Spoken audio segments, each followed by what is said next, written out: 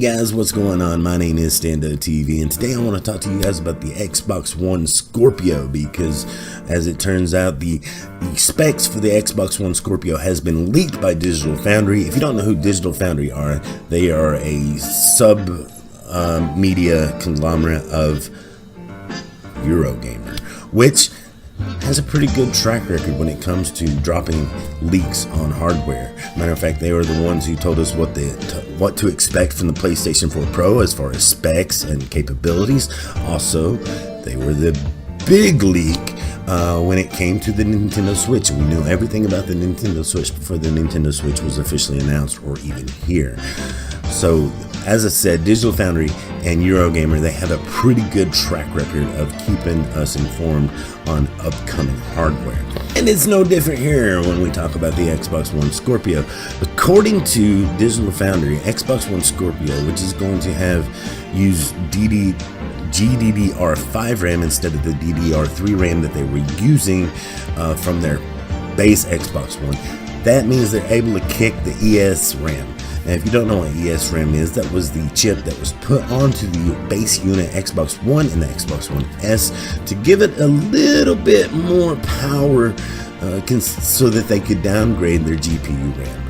And now that they're using the current GDDR5 RAM, they can kind of kick the ESRAM and not use it at all, which is a big relief for developers who didn't like programming for it anyway. And that was a lot of the base Xbox One struggles. Is you got to remember that console ran games at 900p and sometimes had some huge frame rate drops, whereas we looked at the PlayStation 4 and everything was hitting their targets at either 1080p at 60 frames or 1080p at 30 frames per second.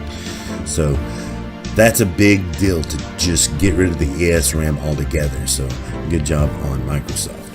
And the Xbox One Scorpio is going to boast 6 teraflops of power, which is a good thing. That makes it 4.5 times more powerful than the base Xbox One.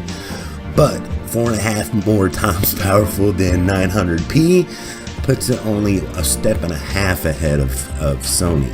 Matter of fact, it turns out that this might not be the true 4K experience that Microsoft has been touting that they're going to be. You got to remember when the PlayStation 4 Pro was coming out, and we found out that it was upscaling to 4K, that it was taking 1080p and then making 1080p twice to get more pixels, and that's how they upscaled to 4K. Microsoft said, well, at least we'll know that you'll get a true 4K experience next year.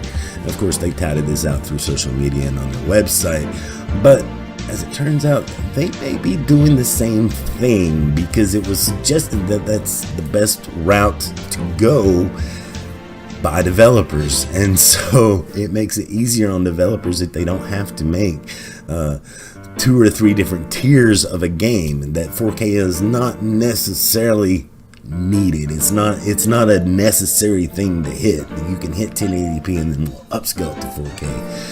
Now, it is going to do it better than the PlayStation 4 Pro, without a doubt. It is still a little bit more powerful than the PlayStation 4 Pro, which means that it can handle this upscaling process a little bit easier. And to me, that's Xbox riding the ship, right? They had a system that was a little bit more underpowered than what the PlayStation 4 was offering at the time, and now they're riding that ship, getting their games to run a little bit smoother. Unfortunately, though, if you've bought an Xbox One or an Xbox One S and you want a smoother experience, even if you don't have a 4K TV, you want your games to run well at decent frame rates with at least 1080p graphics, then you're going to want to buy this thing. And fortunately for you, it's probably not going to cost the $500, $600, $700 that we thought it was going to cost, because it's not going to be the true 4K experience that we thought it was going to be. Like I said, it's only that 1.5 steps ahead of the PlayStation 4. So it can probably sell for about the same price as the PlayStation 4 Pro. But that also means that the PlayStation 4 Pro could probably drop in price by $50. So now it's just a race to see who can outbeat who to the end of the generation life cycle. But here's another thing to consider, guys. Even though the Xbox One Scorpio is going to be that much more powerful, what games, what first party games have you got me excited to get? I mean, there's Forza, Crackdown 3 maybe, that could be in a little bit of trouble. Are you working on a Gears of War 5? Is there a new Halo coming? Because PlayStation's just pumping out those first party games, right? You got Uncharted 4, you've got God of War coming, you got Horizon Zero Dawn coming, we just had The Last Guardian. Seriously, Xbox, what's going on with your first parties? Because you just canceled a huge one with Scalebound, and now we're unsure if State of Decay 2 is actually going to make it. We're actually scared if the Crackdown 3 is going to make it, because you got rid of Fable Legends, all right? You got rid of Scalebound. So what first party games are you going to have on the system? Because now, everything's just getting a little bit smaller. So there's that too that I think about when am I going to buy this thing. What games, to me it doesn't matter what the resolution is, it's what games are going to be on it, and how is this hardware going to take advantage of that game.